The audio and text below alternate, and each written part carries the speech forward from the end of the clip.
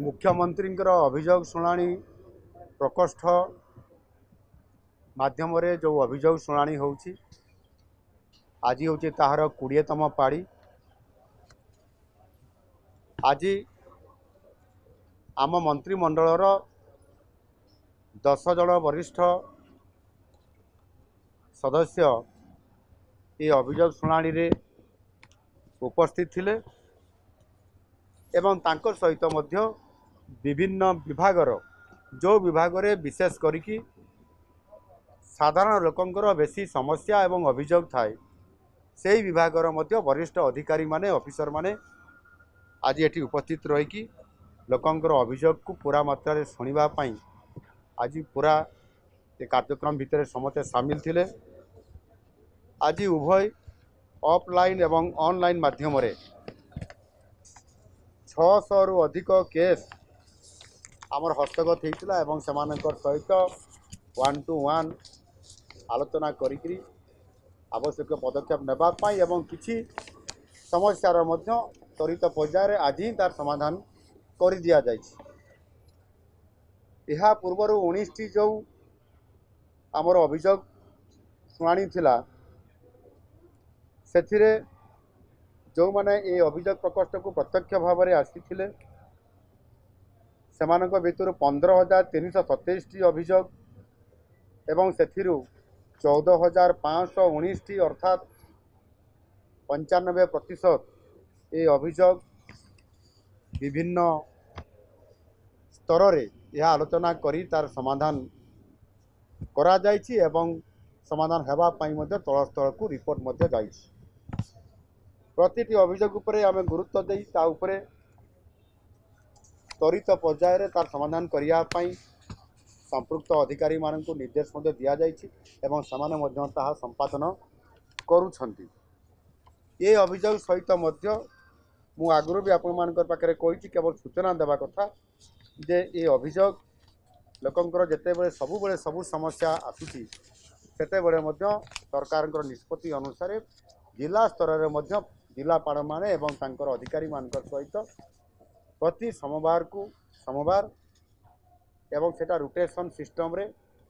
विभिन्न ब्लॉक रे मध्य ये अभियोग कार्यक्रम रखा जाउछि एवं सेमानकु सेमानकर समस्या एवं अभियोग गुड़िक शुणा तार व्यवस्था मध्य करा जाउछि। जिला स्तर रे सेही बड़ी भाव रे गत जुलाई 1, 2024 मास शेष सुधा जो ग्रहण करा जायथिबा जो अभियोग गुड़िक भितर अर्थात 2,69,394टी अभियोग मध्यरु 2,33,344 अर्थात 87% अभियोगर क्षेत्र में समाधान करा जायछि एवं जो गुड़िक भी तल स्तर को रिपोर्ट आनिया पठा जायछि ता मध्य तल स्तर रिपोर्ट पई तल ऊपर को उपरु तल अर्थात ऊपर तल को जाइछा तल पुणी आउथरे ऊपर को आसीबा तार व्यवस्था मध्य ये करा जायछि। विभिन्न भिन्नक्षम एवं जटिल रोग रे पीड़ित होइथिबा केस आज मध्य आसीथिला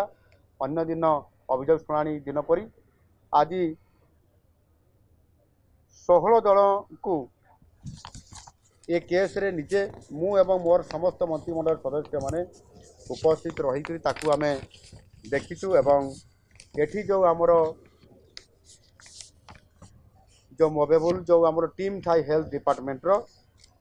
सेतरे समानंकर सिंगल विंडो सिस्टम जरिया रे समानंकु सर्टिफाई करिबा एवं समानंकर जो रोग एवं जहाँ आर्थिक प्रोत्साहन से साहाय्य करने कथा तांकु सर्टिफाई कला परे सिंगल विंडो माध्यम रे समानकु मध्य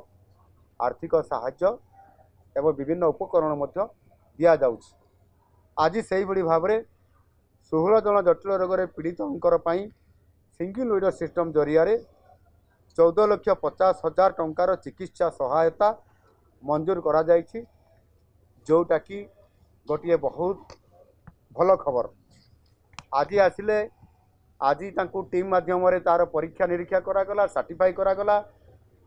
ये जो सिंगल विंडो सिस्टम माध्यम रे आज ही आर्थिक मंजूर करागला एवं समान को कागज दियागला एवं ताकू अर्थ मध्य तांकर अकाउंट को पठाई देवार बार्ता मध्य करागला। तेणु निश्चित भाव में आम सरकार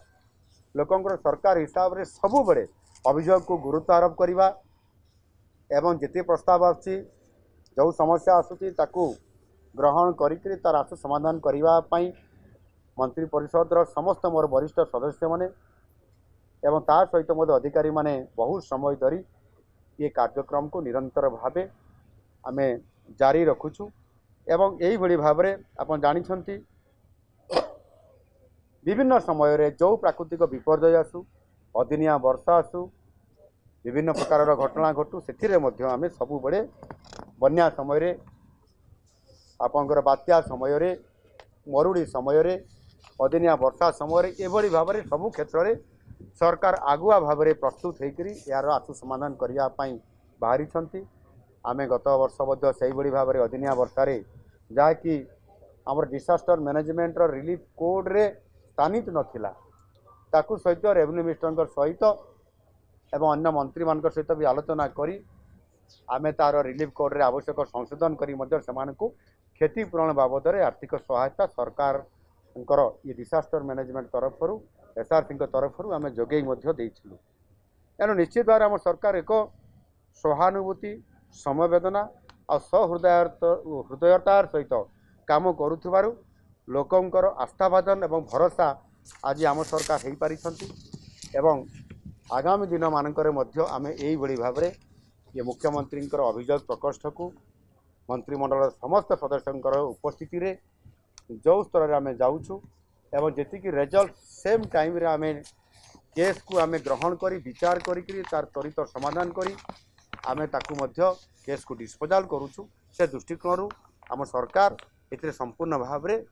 समस्या धारण करिथिबा गरीब दिन मजूरिया एवं विभिन्न समस्या जर्जरित थिबा लोकंकर साधारण लोकंकर अभियोग शुणिबा ये दायित्व आम तुलैथिबारु निश्चित भाव में एथिरे सरकारंकर गोटे बड़ सफलता लोकंकर समाधान करवा तांकर अभियोग शुणिबा आज ये कथार मध्य आपण ये रिपोर्ट रू निश्चित भाव में जानी पारुथिबे। आज तो सुरेश बाबू आम रेवेन्यू मिनिस्टर कहूतिले जहाँ भी केस आसुछि ये केस गुड़िक जेते बेले सीधा सड़क भाव में लोक माने मुख्यमंत्री पाखरे वरिष्ठ मंत्री मानकर पाखरे तांकर वेदना तांकर समस्या तांकर अभियोगटी जेते बेले समाने कहि दउछंती डिटेल कहते सेते बड़े ही तांकर मनरे जो भावना चला जे मु लोकंकर सरकार पाखु गले न्याय पाइबी आउ सेथिरे मध्य से खुशी व्यक्त करुछंती